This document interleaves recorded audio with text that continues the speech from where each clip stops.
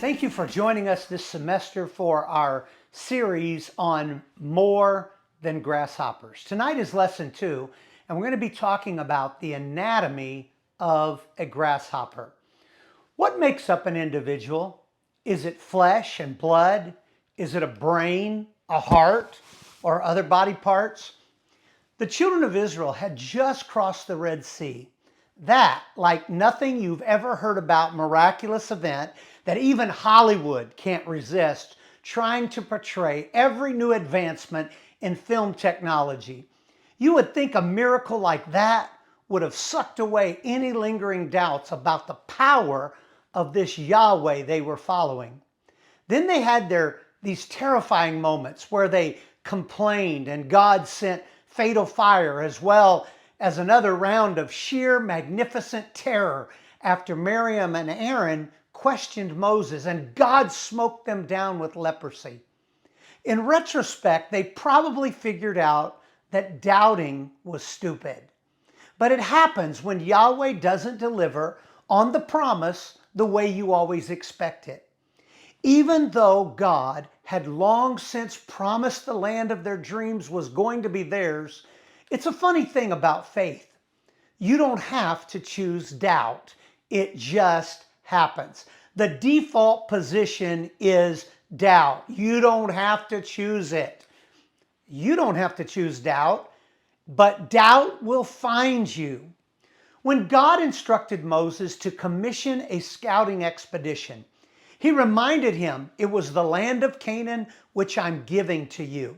How many times does that happen? God gives us a promise and then we just forget about the promise that God gave. Why did Moses care if the Canaanites were strong or weak, few or many? Why would it matter since God had promised to give them the land? But for whatever reason, God directed Moses to send scouts so that a full report was in order. So for 40 days, they infiltrated the land of Canaan, and the land lived up to the hype.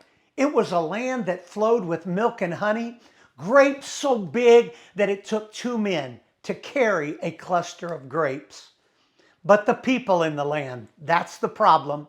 Most of our problems don't involve resources of money, land, buildings, or even technology.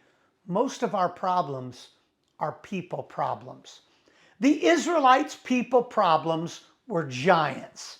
Scholars have done work to track down the details about these giants. Yet in the context of God's promise, does it really matter if they were 7 feet tall, 9 feet tall, or 19 feet tall? Whatever their statistics, the die had been cast. And when the operatives returned home, you know the report, the land is incredible. The cities are huge. But the people, they are fierce and they are huge. But thank God for people like Caleb. He just cut right to the chase and said, let us go up at once and take possession, for we are well able to overcome it. We need more people like Caleb's who are ready to listen to God's word and then do it. It doesn't matter what the people obstacles are in our way. But the other people, they said, oh, we're not able to go up against this people. They're stronger than we are. Worse than just debating hypothetical battle outcomes, they went among the people and began to spread the scary news and the pessimism. And in their propaganda, they wedged a telling diagnosis. There we saw giants. The descendants of Anak came from the giants, and we were like grasshoppers in our own sight, and so we were in their sight. See, they didn't even know what the people thought about them, but they saw themselves as grasshoppers, and so they only imagined the enemy must have seen them the same way. Not only did the spies feel like they were minuscule, but they also projected that their enemies shared that same estimation. You can study the Hebrew variation for the word grasshopper and the use of animal metaphors in scriptures, but all signs, they point to the idea that the spies were emphasizing how small and helpless they felt in comparison to the enemy. The irony is that when a group of these same insects work together, They could destroy a people's food source and consequently defeat an entire society. Yet the spies only focused on their own insecurities. But imagine if they were grasshoppers. Did you know that a united swarm of grasshoppers was your worst nightmare?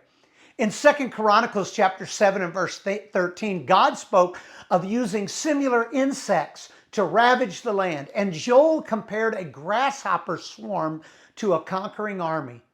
In fact, the spies characterized themselves as puny grasshoppers or locusts after having just seen God use such great creatures to plague Egypt in history in a changing way. Let me close with this. Who we are and who you are is determined by who we think we are and all that is wrapped up in our understanding of who God is and who He has created us to be. Do you see yourself as God sees you, or really how you see yourself? What is the anatomy of a person? What are they made of? You never know until you face a mountain in your life, a challenge. But you must learn to look at yourself the way the Creator has made you, sees you. And in God's eyes, you are more than just a grasshopper.